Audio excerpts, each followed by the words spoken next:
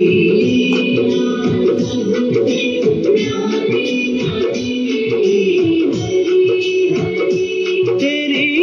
लीला सबसे न्यारी न्यारी हरी हरी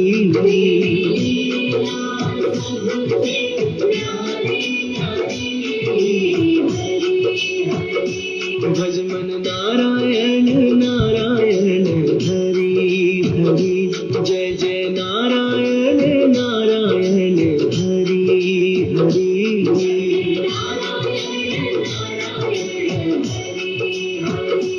हरि ओम नमो नारायण ओम नमो नारायण। कथा प्रारंभ होता है, सुनो वीर हनुमान। आसन आन विराजियो पवन पुत्र बलवान, सियावर रामचंद्र पद जय शरणम शंकर हरि ओम जय जय सिया राम। मंगल भवन मंगल हारी, द्रवसु दशरथ अजिर बिहारी, दीन दयाल बिरद संभारी, हरहुनाथ मम संकट भारी, जय सिया राम जय जय सिया राम। नारायण हरि नारायण हरि नारायण हरि। सुखदेव जी कहते हैं, परीक्षित, विथत अथवा बलदेव शर्मा पटवारी जी राधे राधे। विथत अथवा भरद्वाज का पुत्र था मन्यु। मन्यु के 5 पुत्र हुए, बृहत्सत्र, जय, महावीर, नर और गर्ग। और नर का पुत्र था संकृति। संकृति के 2 पुत्र हुए, गुरु और रंतिदेव। रंतिदेव का निर्मल शीश लोक और परलोक में सब जगह गाया जाता है।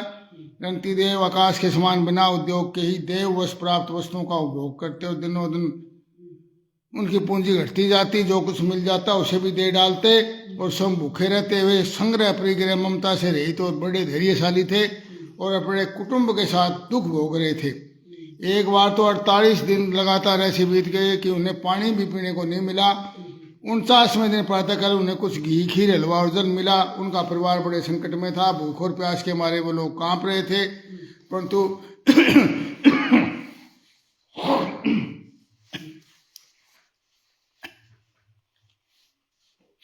जो इन्होंने लोगों ने भोजन करना चाहा, तो अतिथि के रूप में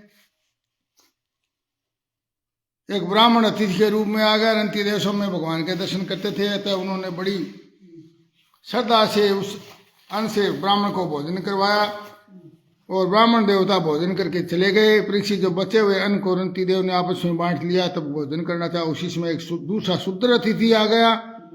कुलदीप मानक जी राधे राधे। रंती देव ने भगवान का स्मरण करते हुए बचे हुए अन्न में से कुछ भाग शूद्र के रूप में आए अतिथि को दे दिया। जब शूद्र खा पी कर चला गया, जब कुत्तों के लिए वह एक और अतिथि आ गया, राजन, मैं और मेरे कुत्ते बहुत भूखे हैं। नारायण हरि नारायण हरि, हमें जो कुछ खाने को दीजिए, हमें भी कुछ खाने को दीजिए। रंती देव ने अत्यंत आदर भाव से जो कुछ बचा था सब का सब उसे दे दिया, और भगवतमय होकर उन्होंने कुत्ते और कुत्तों के स्वामी के रूप में आए भगवान को नमस्कार किया। नारायण हरि नारायण हरि नारायण। तुलसी संसार में सबसे मिल लिए धाय, और न जाने किस रूप में नारायण मिल जाए। तो देखिए, यहाँ कुत्ते और कुत्तों के स्वामी के रूप में आए हुए भगवान को नमस्कार किया। अब केवल जल ही बच रहा था, वह भी केवल एक मनुष्य के पीने भर का था। वे उसे आपस में बांट कर पीना ही चाहते थे कि एक और चंडाल आ पहुंचा। उन्होंने कहा, मैं अत्यंत नीच हूँ, मुझे कोई जल नहीं पिलाता, मुझे जल पिला दीजिए। विजय शर्मा जी राधे राधे। चंडाल की वह करुणापूर्ण वाणी, जिसके उच्चारण में ही वह अत्यंत कष्ट पा रहा था, सुनकर रंती देव दया भाव से संतप्त उठे और अमृत बचे कहने लगे, मैं भगवान के 8 सिद्धियों से युक्त परम गति नहीं चाहता, और तो क्या मैं मोक्ष की भी कामना नहीं करता। मैं चाहता हूँ केवल यही कि ये संपूर्ण प्राणियों के हृदय में स्थित हो जाऊं। नारायण हरि नारायण हरि। और उनका सारा दुख मैं ही सहन करूं, जिससे किसी और भी प्राणी को दुख न हो। यह दीन प्राणी जल पी के जीना चाहता था, जल दे देने से उसके जीव की रक्षा हो गई। अब मेरी भूख प्यास की पीड़ा, शरीर की शिथिलता, दीनता, ग्लानि, शोक, विषाद, मोह, ये सब के सब जाते रहे। मैं सुखी हो गया। इस प्रकार कहकर रंती देव ने वह बचा हुआ जल भी उस चंडाल को दे दिया। यद्यपि जल के बिना वे स्वयं मर रहे थे, फिर भी स्वभाव से उनका हृदय इतना करुणापूर्ण था कि वे अपने आप को रोक नहीं सके। और उनके धैर्य की भी कोई सीमा है। परीक्षित ये अतिथि वास्तव में भगवान की रची ही माया के विभिन्न रूप थे। परीक्षा पूरी हो जाने पर अपने भक्तों की अभिलाषा पूर्ण करने वाले त्रिभुवन स्वामी ब्रह्मा विष्णु और महेश तीनों रूपों में उनके सामने प्रकट हो गए। नारायण हरि नारायण हरि। रंती देव ने उनके चरणों में नमस्कार किया। उन्होंने कुछ लेना तो था नहीं, भगवान की कृपा सेवा आसक्ति और प्रसाद से रहित हो गए थे। प्रेम में भक्ति भाव से अपने मन को भगवान वासुदेव में तन्मय कर दिया। कुछ भी मांगा नहीं। परीक्षित उन्हें भगवान के सिवाय और किसी वस्तु की इच्छा तो थी नहीं। उन्होंने अपने मन को पूर्ण रूप से भगवान में लगा दिया। इसलिए त्रिगुणमयी माया जागने पर सपन दृश्य के समान नष्ट हो गई त्रिगुणमयी माया।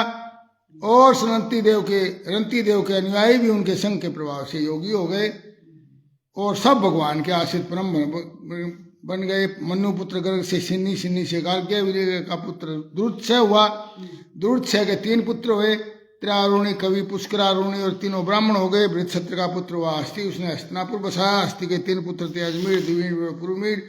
अजमेर के पुत्रों में प्रिय में आदि ब्राह्मण हुए। इन्हीं अजमेर के एक पुत्र का नाम था वृद्धसु और वृद्धसी का पुत्र हुआ वृद्धनु। वृद्धनु का वृद्धकाय और वृद्धकाय का जयद्रथ हुआ।